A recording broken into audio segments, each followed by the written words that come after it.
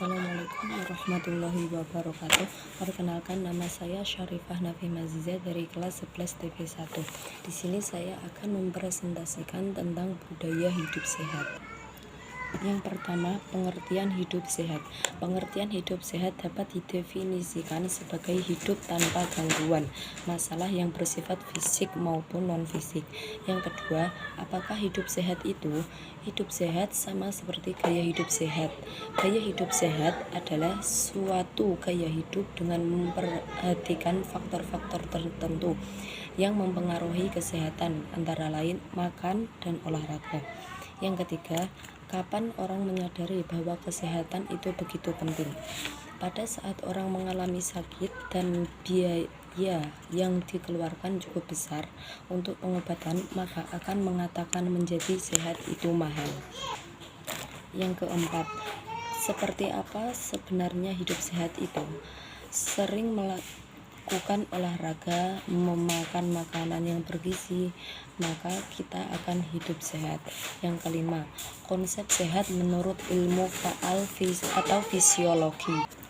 Ada dua konsep menurut ilmu faal atau fisiologi. Yang pertama, sehat statis, yakni berfungsi normal alat-alat organ tubuh ketika istirahat. Yang kedua, sehat dinamis, yakni berfungsi normal alat-alat organ tubuh ketika sedang bekerja atau olahraga. Orang yang sehat dinamis udah pasti sehat statis, tetapi tidak sebaliknya. Yang keenam, faktor-faktor yang mempengaruhi kesehatan seseorang. Faktor-faktor yang mempengaruhi kesehatan seseorang: yang pertama, penyebab penyakit; yang kedua, manusia sebagai tuan rumah; yang ketiga, lingkungan hidup. Yang pertama, penyebab penyakit terdiri dari dua golongan. Yang pertama, eksogen atau dari luar.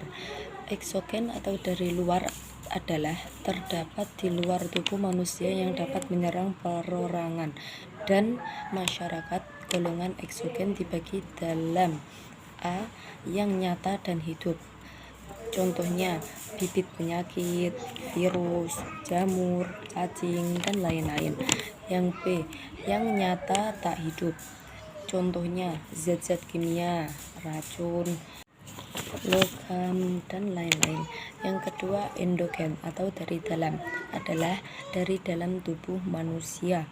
Seseorang yang sejak dari lahir memudahkan timbulnya penyakit-penyakit tertentu, misalnya penyakit turunan, contohnya buta warna, hemofili, atau juga usia dan perawatan atau habitus.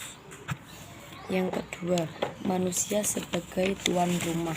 Manusia sebagai tuan rumah berbicara tentang kesehatan, maka jelaslah manusia sebagai tuan rumah, yaitu manusia yang dihinggapi penyakit merupakan faktor yang sangat penting.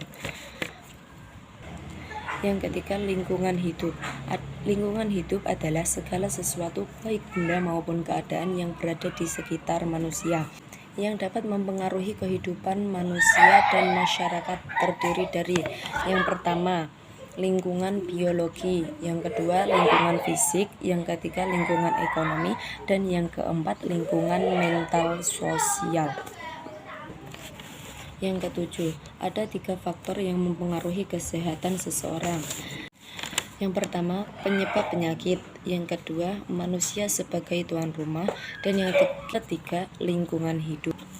Yang ke-8, daya tahan ini dapat ditingkatkan melalui: yang pertama adalah makanan yang sehat, baik kuantitas maupun kualitasnya; yang kedua, vaksinasi; yang ketiga, cara hidup yang teratur, contoh bekerja, belajar, beristirahat, dan lain-lain.